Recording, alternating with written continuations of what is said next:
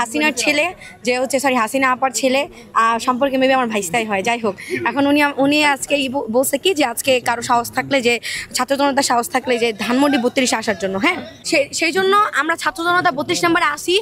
আপনারা কুত্তা লীগ যারা যারা আছেন, যেই ছাত্র লীগ থাকতেন তো ছাত্র বলা যায় না, যে লীগের পোলাপেলগুলো আছেন আপনাদের জন্য বসে আসি আজকে। এই যে এখানে পুরো একা, আমি পুরো একা এই জায়গায়, যদি কেউ ক্যামেরা ঘুরে তাদের পুরো একা, আমি তোমাদের জন্য বসে আসি।